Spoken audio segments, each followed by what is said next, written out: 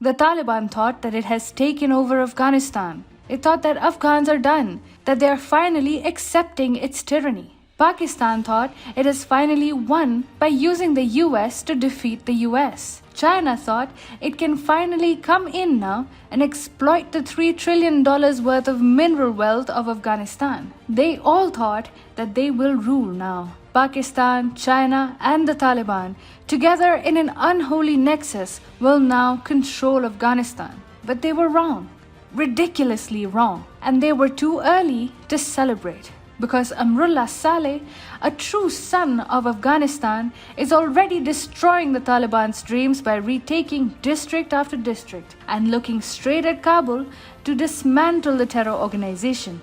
And the best part? He has the tacit backing of Russia. Hi and welcome to TFI Global, the foreign affairs and geopolitical analysis arm of the TFI Media Group. I'm your host Shubhangi, and in this video, I will tell you about the gains made by Amrullah Saleh's resistance forces against the Taliban. Let's begin. Afghan President Amrullah Saleh's resistance forces have begun their onslaught against the Taliban, and the violent Islamist organization is already beginning to suffer a series of setbacks. It must be remembered that for the Taliban, winning Kabul was fairly easy since no fight was put up by the Afghan security forces, perhaps as part of a larger plan of Amrullah Saleh to oust former President Ashraf Ghani, who was quick to flee Afghanistan with reportedly truckloads full of cash. Now, Amrullah Saleh is the leader of the resistance against Taliban, and he is making fast-paced progress against the medieval savages. Taliban savages can win Kabul, but what they cannot do is administrate and govern Afghanistan. All that they know is fighting. Ruling a country of 31.5 million people is simply not possible for them, and Amrullah Saleh seems to be banking on the same.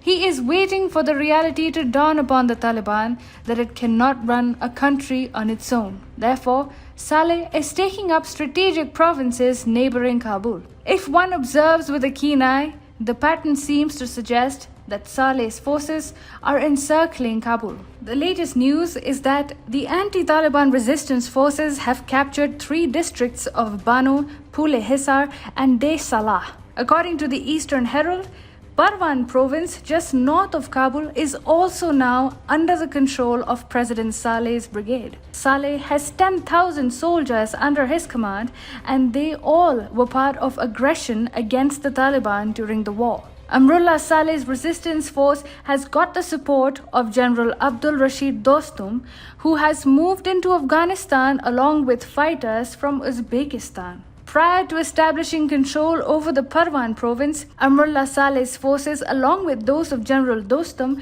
had regained control of the Charikar area in Parwan province. Control over Charikar enabled Saleh to land militia of Uzbek leader Abdul Rashid Dostum's reinforcements. A strategically important road passes through Charikar via the Salang Tunnel, which connects Kabul with Mazar-e-Sharif, the largest city in northern Afghanistan and once held by Dostum. Further, it would also put Saleh's forces within striking distance of the massive Bagram Air Base complex. As reported by TFI, Saleh is currently in the Panjshir Valley alongside Ahmad Massoud, the son of the late legendary anti-Taliban commander Ahmad Shah Massoud. Together, the duo is launching an offensive against the Taliban. Meanwhile, patriotic and moderate Afghans who despise the Taliban from the core of their hearts put on a show of strength on August 19th on the occasion of Afghanistan's Independence Day. Patriotic Afghans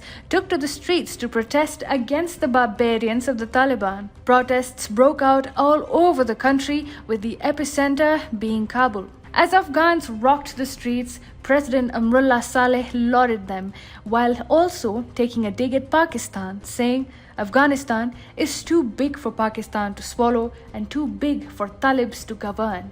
Amrullah Saleh is a decisive man. He has worked as a spy and a high-ranking intelligence officer in the early 2000s. Thereafter, He served as Interior Minister of the war-torn country, which is among the most important portfolios which one could have in civilian Afghanistan. Then, Saleh went on to become the Vice President of the country due to his tremendous connection with Afghan minorities, including Tajiks, Uzbeks, and even the Hindus and Sikhs. Before changing his Twitter bio to Acting President of the Islamic Republic of Afghanistan, Saleh had proudly written, "Spies never quit," and it is all one needs to know about the character of this man. Earlier, Saleh had vowed to never kneel in front of the Taliban. He tweeted, "I will never, ever, and under no circumstances bow to the Talib terrorists.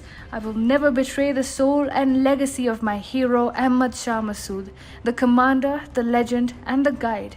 I won't disappoint millions who listened to me. I will never be under one ceiling with the Taliban. Never." Amrullah Saleh has a purity of mission, and he is driven by sheer love for Afghanistan. He loves his country and is willing to go to any extent to liberate it from the clutches of the Taliban. These are the kind of men who script history and change the trajectory of entire nations. Slowly, Amrullah Saleh will emerge as a formidable force in Afghanistan. Already, TFI has explained how Saleh seems to have Russian President Vladimir Putin's backing, which is why there is a free pass being given to anti-Taliban forces to park their men and machines in Central Asian countries like Tajikistan and Uzbekistan. Amrullah Saleh is a man who can foil China and Pakistan's nefarious plans in Afghanistan. The China-Pakistan Taliban axis wishes to push the Indian subcontinent into an unending spate of violence and chaos, which is why India too stands against the Taliban. Therefore, it makes complete sense for both India and Russia to support the same man in Afghanistan. Given how Russia and India can at any time restart support for the infamous Northern Alliance once again, the Taliban's rule in Afghanistan this time around might be shorter than anticipated by many. Each and every bone of Amrullah Saleh hates Pakistan.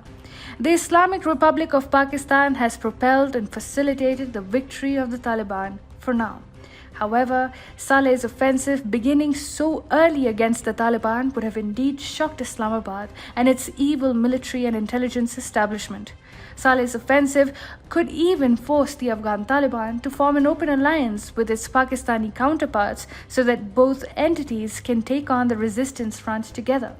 This, meanwhile, would involve Pakistan being backstabbed and left to disintegrate into bits and pieces. The geopolitical ramifications of Amrullah Saleh's rising stature cannot be emphasized enough and will become clearer in the times to come. The Taliban has a severe challenge at hand now. The August 19th nationwide demonstrations against it have shown that the Afghan public, unlike in the 90s, are now willing to come out and fight its tyrannical regime. Additionally, Amrullah Saleh and his highly motivated forces, who are currently training in the impenetrable Panjshir Valley, while also capturing neighboring areas, are bound to become a huge headache for the Taliban soon enough.